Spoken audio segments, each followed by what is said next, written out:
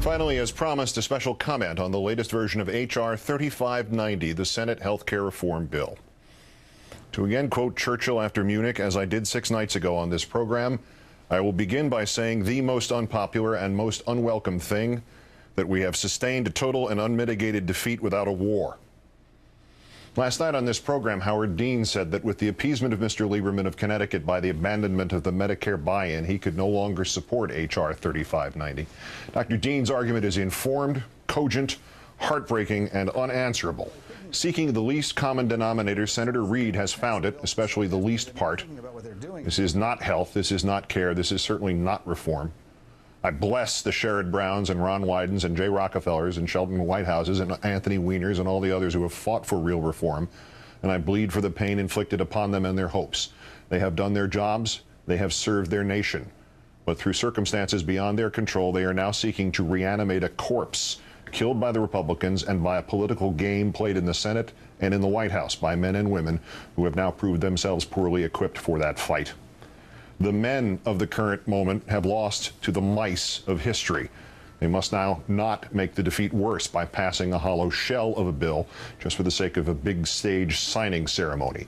This bill, slowly bled to death by the political equivalent of the leeches that were once thought state-of-the-art medicine, is now little more than a series of microscopically minor tweaks of a system which is the real-life, here-and-now version of the malarkey of the town hallers.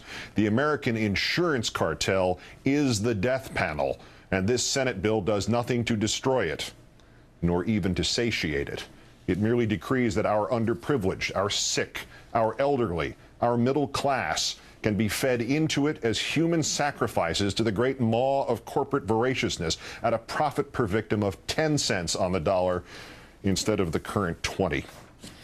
Even before the support columns of reform were knocked down one by one with the kind of passive defense that would embarrass a touch football player, single payer, the public option, the Medicare buy-in, before they vanished, the Congressional Budget Office estimated that the part of the bill that would require you to buy insurance unless you could prove you could not afford it would cost a family of 4 with a household income of $54,000 a year, 17% of that income, $9,000 a year, just for the insurance.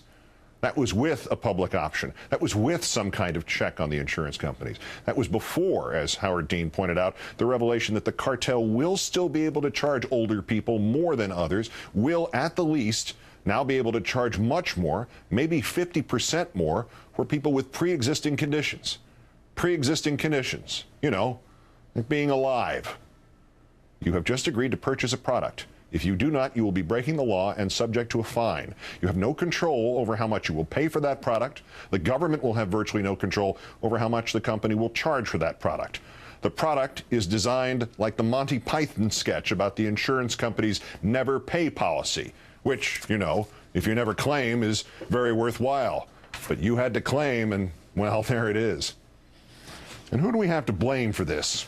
Well, there are enough villains to go around, men and women who, in a just world, would be the next to get sick and have to sell their homes or their memories or their futures just to keep themselves alive, just to keep their children alive against the implacable enemy of American society, the insurance cartel.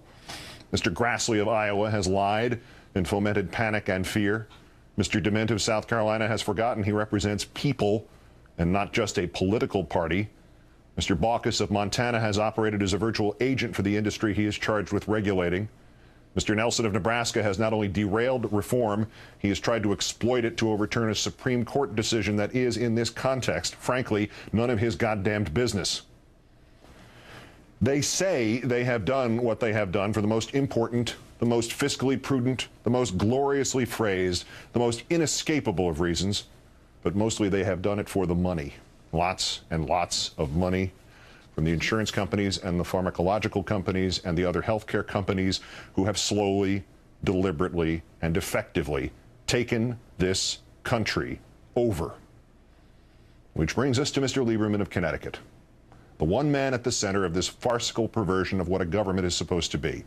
Out of pique, out of revenge, out of betrayal of his earlier, wiser, saner self, he has sold untold hundreds of thousands of us into pain and fear and privation and slavery for money. He has been bought and sold by the insurance lobby. He has become a senatorial prostitute. And sadly, the President of the United States has not provided the leadership his office demands. He has badly misjudged the country's mood at all ends of the spectrum. There is no middle to coalesce here, sir. There are only the uninformed, the bought off, and the vast suffering majority for whom the urgency of now is a call from a collection agency or a threat of rescission of policy or a warning of expiration of services. Sir, your hands-off approach, while nobly intended and perhaps yet someday applicable to the reality of an improved version of our nation, enabled the national humiliation that was the town halls and the insufferable Neanderthalian stupidity of Congressman Wilson and the street walking of Mr. Olbermann. Instead of continuing this snipe hunt for the endangered and possibly extinct creature bipartisanship, you need to push the Republicans around or cut them out or both. You need to threaten Democrats like Baucus and the others with the ends of their careers in the party. Instead, those Democrats have threatened you, and the Republicans have pushed you and cut you out. Mr. President, the line between compromise and compromised is an incredibly fine one. Any reform bill enrages the right and provides it with the war cry around which it will rally its mindless legions in the midterms and in 12. But this Republican knee-jerk inflexibility provides an incredible opportunity to you, sir, and an incredible license. On April 6th, 2003, I was approached by two drunken young men at a baseball game, and one of them started to ask for an autograph, and the other one stopped him by shouting, "Screw him, he's a liberal." This program had been on the air for 3 weeks. It had to that point consisted entirely of brief introductions to correspondents in Iraq or to military analysts. There had been no criticism, no political analysis, no commentary. I had not covered news full-time for more than 4 years. I could not fathom on what factual basis I was being called a liberal, let alone being sworn at for being such. Only later did it dawn on me that it didn't matter why, and it didn't matter that they were doing it. It only mattered that if I was going to be mindlessly criticized for anything, the reaction would be identical whether I did nothing that engendered it or whether I stood for something that engendered it. Mr. President, they're calling you a socialist, a communist, a Marxist. You could be further to the right on this than Reagan, and this health care bill, as Howard Dean put it here last night, this bailout for the insurance industry, that sure invites the Reagan comparison. And they will still call you names. Sir, if they're going to call you a socialist, no matter what you do, you have been given full, unfettered freedom to do what you know is just. The bill may be the ultimate political manifesto, or it may be the most delicate of compromises. The firestorm will be the same. So why not give the haters, as the cliche goes, something to cry about? But concomitant with that is the reaction from Democrats and independents. You have riven them, sir. Any bill will engender criticism, but this bill costs you the left and anybody who now has to pony up 17% of his family's income to buy this equivalent of medical mobster protection money. Some, speaking for you, sir, have called the public option a fetish. They may be right, but to stay with this uncomfortable language, this bill is less fetish and more bondage.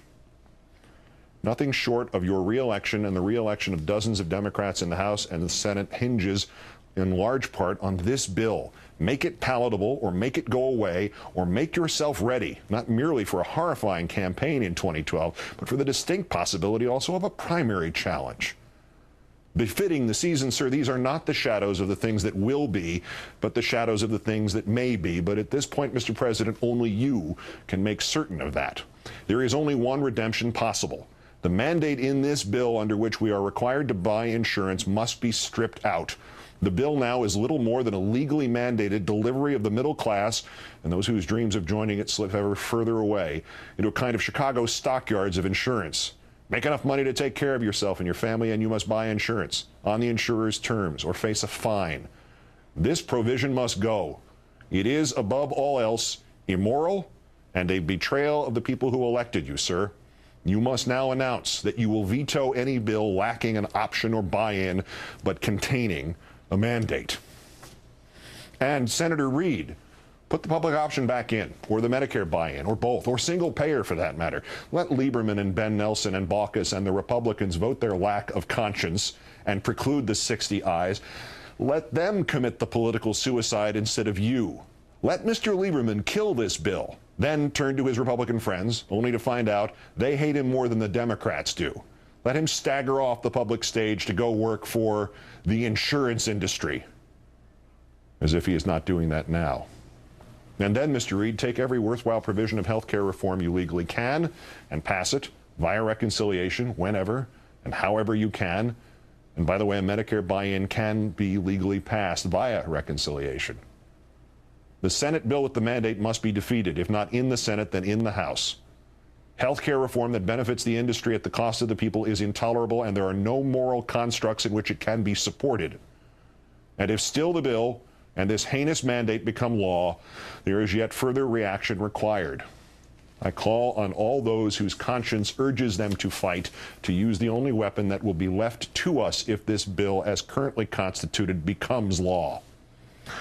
We must not buy federally mandated insurance if this cheesy counterfeit of reform is all we can buy.